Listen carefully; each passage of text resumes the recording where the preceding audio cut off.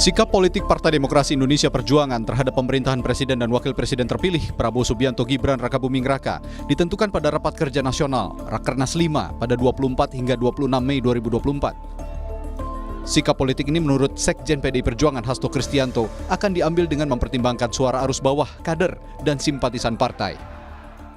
Di dalam Rakernas akan juga didengarkan suara arus bawah yang disampaikan oleh DPC maupun DPD partai, dan suara arus bawah itu akan didengarkan oleh PDI Perjuangan sehingga terkait sikap politik partai, termasuk bagaimana di dalam mensikapi pemerintahan yang akan datang, tentunya harus dilakukan dengan mendengarkan seluruh elemen-elemen partai yang hadir di dalam Rapat Kerja Nasional kelima tersebut.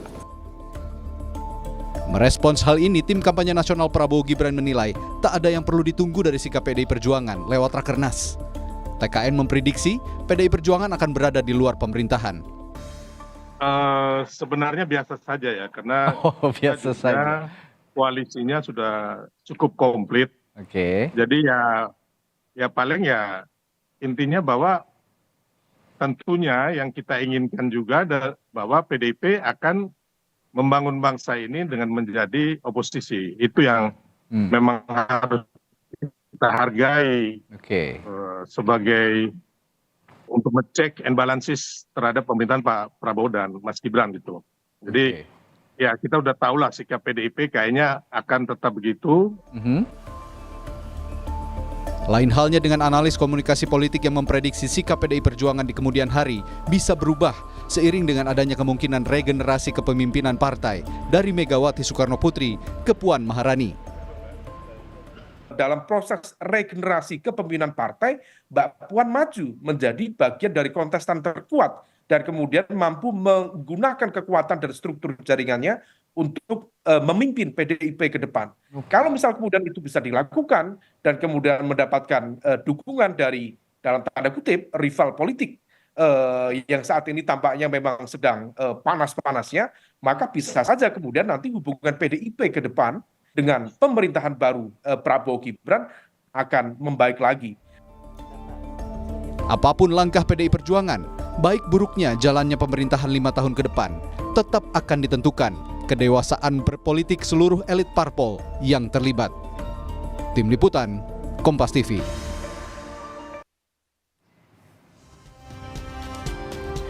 Ada analis komunikasi politik yang juga Direktur Eksekutif Parameter Politik Indonesia yang sudah bergabung melalui sambungan Zoom di Rumah Pemilu hari ini. Ada Mas Adi Praitno yang akan menganalisis arah politik PDI Perjuangan dalam Rakernas atau jelang Rakernas PDI Perjuangan kelima pada hari esok 24 Mei. Mas Adi, apa kabar? Selamat sore. Selamat sore Mas Adi, ini kan Rakernasnya belum dimulai tapi pemanasannya sudah ada nih kan dari PDI Perjuangan sendiri. Jarod Saiful Hidayat bilang kalau akan ada sejumlah kejutan dalam Rakernas nanti. Apa yang bisa Anda baca? Ya saya kira memang yang disebut dengan kejutan itu bisa saja tak ada kejutan. Misalnya kita mendengar PDIP itu akan ada kejutan misalnya soal siapa yang akan mendampingi Ganjar, soal politik, soal siapa yang hadir dalam kampanye akbar dan kampanye akhir yang dilakukan oleh PDIP. Tapi kan at the end of the day-nya tak ada kejutan-kejutan apapun yang seperti diharapkan oleh publik. Oleh karena yang disebut kejutan bagi saya mungkin juga dalam Rakernas PDIP ini sebenarnya tak ada kejutan apapun. Nah yang kedua, yang disebut kejutan itu misalnya Pak Jokowi hadir atau mungkin Prabowo diundang, rasa-rasanya tidak ya. Karena kalau statement PDIP misalnya sampai hari ini bahwa Rakernas itu acara internal, jadi yang diundang itu adalah internal kader partai yang hanya dianggap memiliki akses, hanya dianggap sebagai kader, dan tentu saja nanti keputusan-keputusan politik yang diambil pun juga adalah keputusan politik internal dan tidak melibatkan pihak-pihak yang lain. Oleh karena itu sebenarnya tidak mengherankan kalau yang diundang itu di situ ya tak ada orang lain sebenarnya selain kader-kader PDIP secara umum.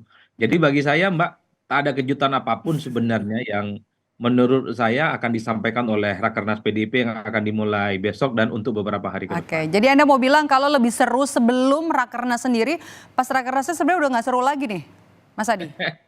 Ya saya kira ini bagian dari strategi komunikasi publik PDIP Mhm. supaya jadi perbincangan bahwa akan ada kejutan itu sebenarnya adalah tak ada kejutan apapun. Mhm. Karena kalau dianggap ada kejutan misalnya Gibran dan Jokowi hadir, rasa-rasanya tidak mungkin. Mhm. Kalau yang dianggap ada kejutan misalnya mengundang Prabowo kok rasa-rasanya sulit ya. Karena ini adalah kader internal partai dan per hari ini Prabowo itu masih ketua umum Gerindra dan bukan presiden terpilih. Baru tanggal 20 Oktober menjadi presiden yang secara definitif Mhm. akan dilantik. Oke. Yang kemudian menjadi kejutan itu adalah kalau kemudian PDIP mengumumkan secara terbuka sikap resmi mereka terkait dengan pemerintahan ke depan. Karena dalam Rakernas ini adalah momen di mana seluruh kader-kader PDIP dari pusat hingga daerah akan berkumpul, Mhm. akan menyampaikan aspirasi, akan menyampaikan pendapat-pendapatnya terkait bagaimana seharusnya PDIP di 5 tahun pemerintahan Prabowo dan Gibran tentu saja. Mhm. Kalau itu disampaikan secara terbuka, maka itu akan menjadi kejutan. Karena kalau kita melihat historisitas dari PDIP, biasanya sikap resminya itu kan dilakukan setelah Kongres. Mhm. Sementara Tapi kongresnya masih 2025 ya? baru tahu 2005, baru setelah Mhm. Kongres diumumkan, itu kurang lebih sekitar setelah Prabowo dan Gibran dilantik jadi presiden, setahun setelahnya baru PDIP Kongres dan mengumumkan secara terbuka. Kalau sikap resmi PDIP itu dipercepat, diumumkan dalam Rakernas besok di Mhm. Ancol, bagi saya itu adalah bagian penting atau variabel penting dari yang disebut dengan kejutan-kejutan Oke. itu. Luar itu rasa-rasanya nggak ada kejutan apapun. Tapi Mas Adi masih perlu nggak sih diumumin sikap politiknya secara resmi? Sebenarnya kan kita sudah bisa lihat ya bagaimana kritisnya sikap PDI Perjuangan selama ini ke pemerintahan yang bahkan juga belum berjalan. Kalau kita melihat statement-statement PDIP ini kan sikap pribadional sebenarnya, Mhm. sikap person, sikapnya Hasto secara pribadi, Hmm. sikapnya Ganjar secara Oke. pribadi, sikapnya Jarod, Ini sifatnya perlu secara Masinton. resmi ya sikap partai begitu ya? Apa? Akumulasi dari sikap-sikap pribadi ini Mhm. sebenarnya ingin ditebalkan oleh publik. Apa endingnya? Jangan-jangan memang sikap resmi PDIP itu tidak sesuai dengan apa yang disampaikan oleh sikap pribadi Mhm. setiap anggota-anggota PDIP itu. Oleh karena itu, ketika ada pengumuman secara resmi soal sikap politik PDIP, bagi saya itu adalah sebagai sebuah kejutan. Karena selama ini kan terkesan sikap politik PDIP pun itu terbelah.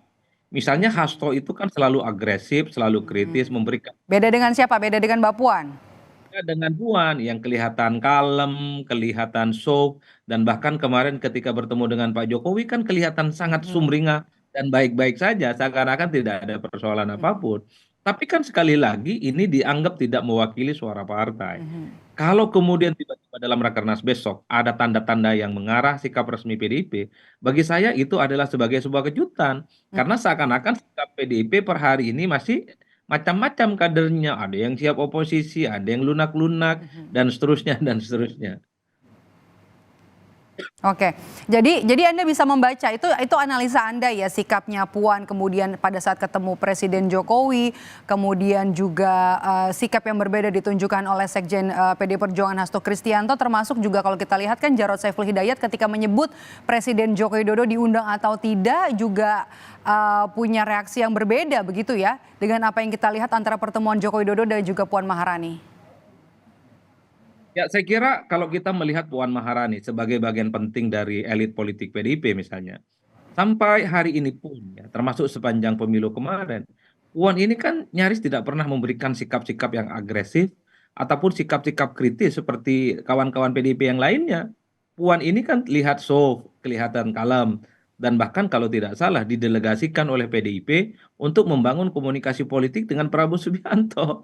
Jadi bagi saya sulit sebenarnya membaca secara resmi apa sikap politik PDIP. Mhm. Oleh karena itu sebenarnya publik hanya ingin mengkonfirmasi apa sih sebenarnya sikap akhir dari PDIP terkait dengan Prabowo dan Gibran yang mungkin nanti akan segera diumumkan dan ditetapkan dan akan dilantik sebagai Presiden Republik Indonesia untuk 5 tahun yang akan datang. Ini satu-satunya kejutan yang paling mungkin bisa Oke. ditunggu oleh. Mhm. Yang kedua, menurut saya sudah tak relevan lagi sebenarnya membincangkan soal kaitan Jokowi dengan PDIP, PDIP dan Mhm. Jokowi. Bagi saya ini sudah wassalam, Sudah tutup ini buku ya? sudah tutup buku dan sulit rasa-rasanya untuk bisa dipersatukan kembali. Inilah yang saya kira bahwa ketika ada Rakernas besok, kemudian PDIP tidak mengundang Pak Jokowi, ya saya kira bagi PDIP, Jokowi sudah bukan kader lagi. Dan bagi Jokowi, PDIP bukan partainya lagi. Karena sejak Gibran maju Pilpres berpasangan dengan Prabowo Subianto, saya kira disitulah sebenarnya Jokowi sudah tidak menganggap PDIP menjadi partainya lagi. Jadi bagi saya kalau ke depan ada perdebatan bagaimana hubungan Jokowi dan PDIP, apakah akan islah ataupun tidak, bagi saya ini hanya akan menjadi perdebatan yang mubazir, nggak ada gunanya, karena hubungan keduanya sudah tak lagi bisa diselamatkan. Oke, berarti kejutannya kalau misalnya PDIP punya sikap berada di dalam pemerintahan, itu kejutannya ya, kita tampung dulu itu. Tapi kalau misalnya PDIP berada nanti di luar pemerintahan, Mas Adi, apakah nanti PDIP bakal konsisten hingga akhir pemerintahan Prabowo Gibran, nanti bakal ada tetap di luar pemerintahan? Saya termasuk yang agak sedikit meragukan ya, karena memang konstelasi politiknya agak berubah.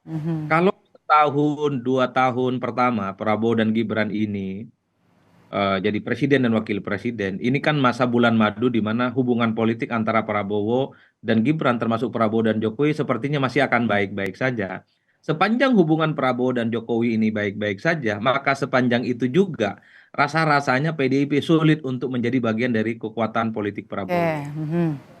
Dan masuk tahun ketiga, tahun keempat, ataupun jelang akhir tahun yang kelima, hubungan Jokowi dan Prabowo sudah tak baik-baik saja, hubungan Prabowo dan Gibran sudah mulai merenggang, bukan tidak mungkin PDIP akan menjadi instrumen penting, menjadi variabel penting yang akan dirangkul oleh Prabowo untuk menjadi bagian dari kekuasaan di dalamnya. Jadi bagi saya PDIP bergabung dengan Prabowo ataupun tidak, sangat tergantung bagaimana hubungan Prabowo dengan Pak Jokowi. Itu faktor salah satunya.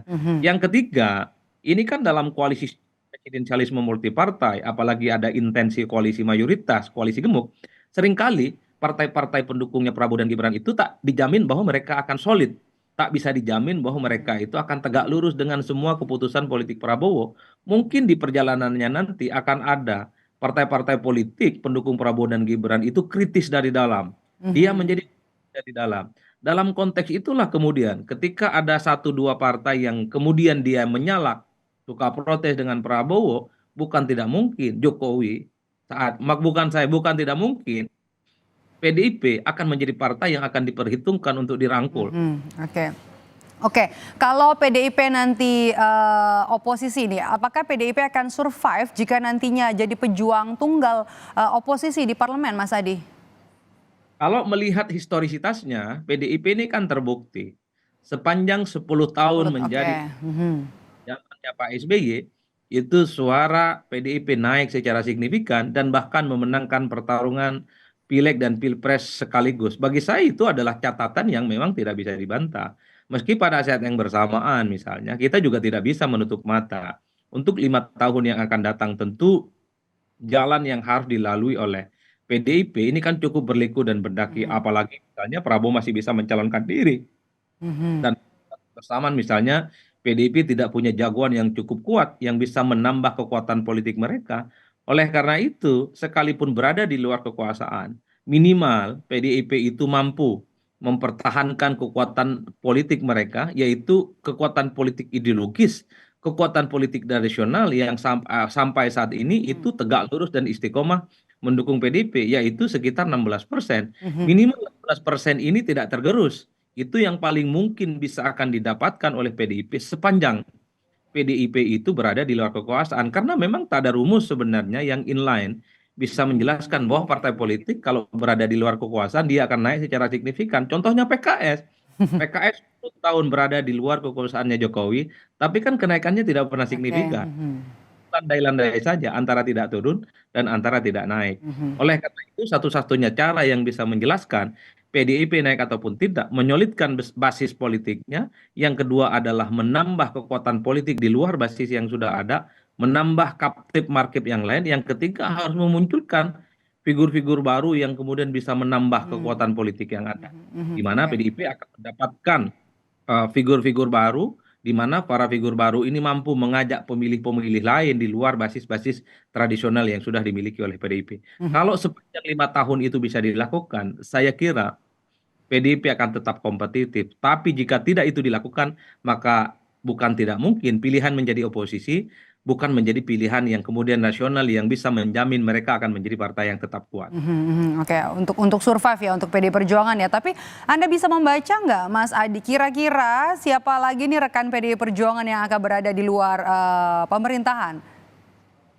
Kalau melihat kecenderungan rata-rata secara umum, sepertinya PKS. Oke. PKS ini memang gestur tubuhnya kelihatan memang ingin membuka komunikasi dengan Prabowo.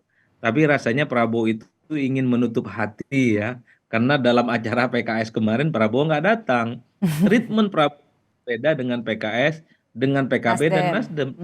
Dua kali berjumpa dalam waktu yang cukup berdekatan. Dengan PKB misalnya itu dalam waktu yang berdekatan. Sementara dengan PKS diundang secara resmi, disediakan karpet merah dalam acara ulang tahunnya, tapi tidak datang. Oleh karena itu bagi saya, sekalipun PKS punya intensi untuk bergabung, rasa-rasanya kubu Prabowo, kubu Gibran, dan kubu pendukungnya itu tidak terlampau tertarik menjadi bagian di mana PKS akan diajak di dalamnya. Selain PDIP, saya masih meyakini bahwa PKS juga akan berada di luar kekuasaan. Di luar itu Nasdem dan PKB tingkat probability-nya bergabung dengan Prabowo itu cukup terbuka. Oke. Selanjutnya yang menarik juga setelah Rakernas ini, posisi untuk Ganjar Pranowo, calon presiden yang diusung oleh PDI Perjuangan di Pilpres 2024. Akankah punya posisi penting untuk tetap menjaga suara untuk Ganjar hingga tahun 2029 nanti? Kalau melihat pernyataan elit PDIP, Hasto salah satunya, Ganjar kan sudah mulai diberikan peran ya, terutama untuk memberikan inspirasi terkait dengan bagaimana memenangkan pertarungan di pilkada. Jadi success story Ganjar sebagai dua kali jadi gubernur Jawa Tengah, ini sepertinya ingin ditularkan kepada begitu banyak calon-calon kepala daerah yang nantinya akan bertanding di bulan November mendatang. Oleh karena itu, ini kan dari bagian supaya Ganjar itu tidak shutdown, supaya Ganjar itu terus menjadi spotlight, menjadi orang yang mendapatkan posisi di partainya, sehingga energi Ganjar, eksistensi Ganjar akan terus diperhitungkan, baik di internal ataupun dalam konteks politik secara nasional. Karena kalau Ganjar tidak mendapatkan expose dalam posisi jabatan politik strategis apapun, dan peran-peran penting dalam politik elektoral, tentu namanya akan ditelan oleh zaman. Oleh karena itu, kalau kita melihat jangka pendeknya, short term, bahwa Ganjar sepertinya akan dilibatkan. Bagaimana dalam pilkada ke depan, saya sepertinya turut menduga bahwa Ganjar sepertinya akan masuk dalam struktur kepengurusan. Ataupun toh kalaupun tidak masuk dalam struktur kepengurusan, akan ada penugasan lain. Bahwa Ganjar itu supaya memiliki kontribusi, memiliki peran yang bisa diklaim atas nama sebagai bagian dari partai politik. Karena hanya dengan cara itu, PDIP ataupun Ganjar Pranowo akan tetap eksis sebagai komponen penting yang diperlukan untuk menjadi kontestan politik di 5 tahun yang akan datang. Suka tidak suka, Ganjar per hari ini adalah tokoh internal PDIP yang selalu diperbincangkan, masih punya popularitas yang mungkin akan menambah kekuatan politik PDIP di masa yang akan datang. Tapi semuanya sangat tergantung bagaimana PDIP memperlakukan. Baik. Kita masih harus tunggu nanti Mas Adi, apakah memang benar, kita harus sabar menunggu sampai hari Jumat besok, apakah memang benar ada kejutan dalam Rakernas kelima PDI Perjuangan yang akan dimulai dari tanggal 24 hingga 26 Mei 2024. Terima kasih Mas Adi Praitno sudah bergabung bersama kami di Rumah Pemilu. Sehat selalu Mas Adi.